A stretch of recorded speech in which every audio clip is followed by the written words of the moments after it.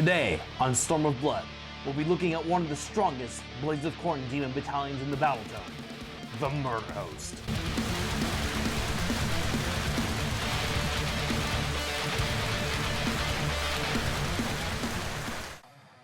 The Murderhost is one of the battalions in the Blades of Khorne battle tome that focuses on the demon half of the army. It's essentially a catch-all battalion in that it requires only one bloodletter hero, which is keyworded, and there must be a minimum of 3 demon units inside of this battalion. These are Bloodletters, Fleshhounds, Blood Crushers, and Skull Cannons. These units are called out by the name of their unit and not their keyword. This means Karanak can't be used as a Fleshhound unit, even though he has the Fleshhound keyword. The maximum amount of units that can be taken in this battalion is 7. The battalion costs 160 points, and its benefit is quite simple. Add 2 to the run and charge rolls for all units in the battalion while they are wholly within 16 inches of the bloodletter hero that was taken in this battalion. Let's take a look at the bloodletter hero choices available in this battalion. First, we have the basic Bloodmaster. There's a reason why I haven't painted him. Let's put this away. Only painted models on this channel. He's really cheap at 80 points, but he doesn't really do that much. His Blade of Blood isn't spectacular, and the main reason why he'd be taken is a special rule that he has. The blood must flow.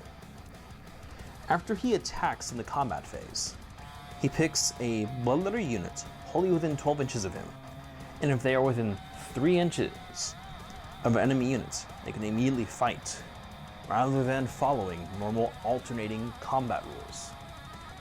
Blood Masters can trigger to have other Blood Masters to fight, cause a relatively cool chain, or it can affect any other bloodletter hero, since the blood must flow checks by keyword. Outside of that, he's a cheap demon hero that's a source of looks and fury, and a source for the demon slaughterhost command abilities. That's all he really has going for him. I will personally pass on the Bloodmaster, since summoning him in for 2 blood tithe, if he's needed, is a much better option. The next choice we have is the Skullmaster. He's very similar to the Bloodmaster in regards to his Blade of Blood.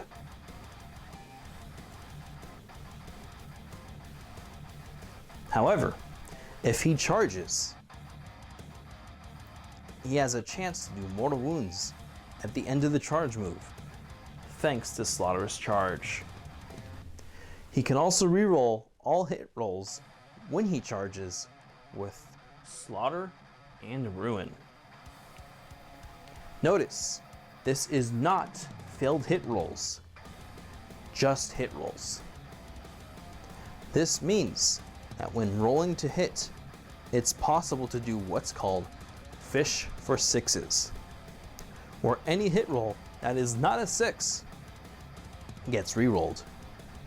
This increases the chances of doing mortal wounds, thanks to the decapitating blow that all bloodletter keyword models have.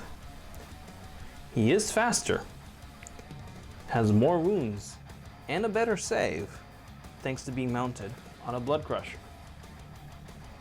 The bigger base does mean he is an easier source of Locus of Fury and the Demon Slaughter command abilities. However, he is 120 points. That's only 40 points more compared to a Bloodmaster, but he costs exactly the same as Skulltaker, who completely outclasses the Skullmaster. More on Skulltaker later. I would also pass on the Skullmaster for this battalion. Then we have the last non-named bloodletter hero, the Herald on the Blood Throne. I don't have the model, so the War Scroll will be substituting instead. He's also 120 points. He has one more wound than the Skullmaster. He does not do mortal wounds on a charge move, and he does not reroll all hits when charging. What makes him different are the Blood Throne and Gore Feast special abilities. The Blood Throne doubles the range of the core rulebook command abilities, and Gore Feast is a conditional self-heal. He has the biggest base of all the Bloodletter heroes, so he is the easiest source of Locus of Fury and the Demon Slaughter Host command abilities. This guy is a severe hard pass for the battalion for me. And now, the Bloodletter hero I've been really wanting to talk about, Skulltaker. This guy is the best named hero in the Blades of Khorne battle tome by a long shot. As mentioned earlier, he costs 120 points, but he brings an insane amount for those points. On the Facebook page for the channel, I wrote an article about him. If you haven't liked and followed it already, check out the link in the video description. And if you're still watching and haven't subscribed yet, don't have Khorne send Karanak after you. Hit that subscribe button and that notification bell so you won't miss a single video. Skulltaker, for 120 points, gets all of this. He rerolls saves thanks to Cloak of Skulls. His Decapitating Strike does 3 mortal wounds in addition to normal damage. The Slayer Sword does flat 3 damage. He rerolls hits and wounds against heroes thanks to Hero's Bane. He has a handy command ability. Heads must roll. Rerolling wounds is incredibly difficult to come by for demons. But of course, there's more than what's on here. Hero's Bane rerolls is a simple reroll with a single condition being attacking a hero, which means fish for those 6s to hit. Put the Bronze Flesh Blood Blessing on him, and he's now a rerollable 3+ save. Talk about durable. His command ability, Heads Must Roll, works on himself. It works because the Blood Letters keyword is synonymous with the Blood Letter keyword, as described in our designer's commentary. It also affects Blood Crushers and of course Blood Letters. Put him in the Reapers of Vengeance Slaughter Host to see him nearly delete anything he touches. Because of all the things that Skulltaker has, he is by far my #1 pick for leading the Murderhost, and I consider him an auto-include for demon-heavy lists. Let's quickly look at the units again for the Murderhost battalion. We have Bloodletters, Fleshhounds, the Skullmaster representing Blood Crushers, and Skull Cannons. Since I don't own the models, I'm using the War Scroll card to represent them here. There's really no bad choice of units available in this battalion, and each unit serves a different role. Bloodletters are considered the line troops of the battalion. However, they're incredibly fragile. Don't send them up as a first wave, and don't deploy them like that. I'd recommend taking them in units no bigger than 20, as shown here. But I've been playing around with units of 10 in this battalion.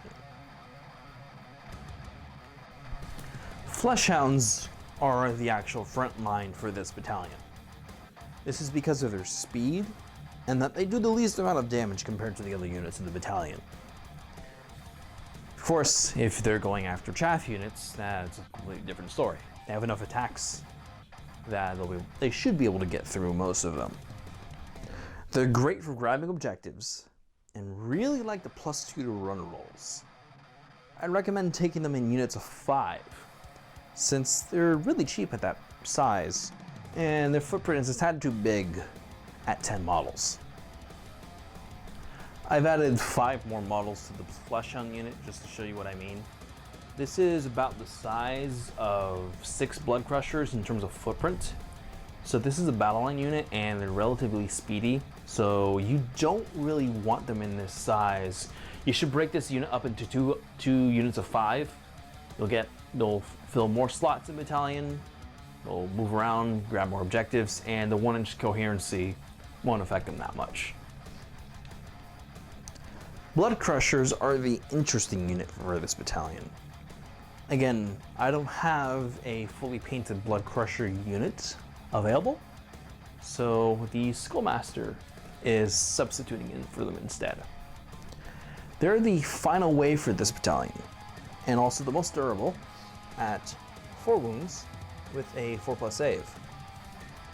They're just as fast as Fleshhounds, however they do an incredible amount of damage on the charge. By the time they get into range for combat, you should be having enough blood tithe to get good work out of them.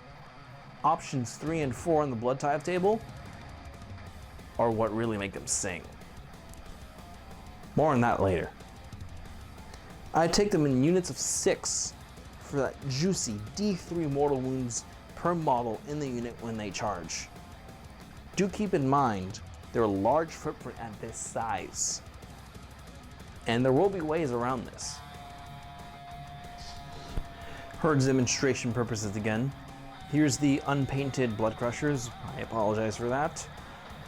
This is mainly just to demonstrate the size of the 6-man Blood Crusher unit. Notice their footprint compared to, for scale, this Bloodthirster of Incense and Rage. His base is smaller than their footprint. So when building lists with Blood Crushers in this size or bigger, in fact I don't even recommend 9-man size units of Blood Crushers at all, keep this in mind. Also recall that this is relatively similar to the Fleshhound footprint. Again, since I don't own Skull Cannons, I'm using their War Scroll card here to represent them. I don't think Skull Cannons are worth using in this battalion. This is because if they run, they can't shoot, which is the entire point of the unit in the first place. The +2 to charge rolls is nice to finish off a weakened unit and get an extra cannon shot off via Grind Their Bones, Seize Their Skulls. But I'd look at another battalion, such as the Gore Thunder Cohort, to put them in. Now that we've covered the options available in this battalion, looks pretty straightforward on paper now, does it? Because these is demons, it's not exactly true. Tune in next time on Storm of Blood for list building capabilities with the Murderhost. Mainly, these guys right here. If you like this video, give it a big thumbs up. If you don't, tell me, so that way Karanek is not sent over me. If you haven't done so yet, subscribe to the channel and hit that notification bell, so that way you don't miss a single video. Until next time, this is Storm of Blood, and see you on the battlefield.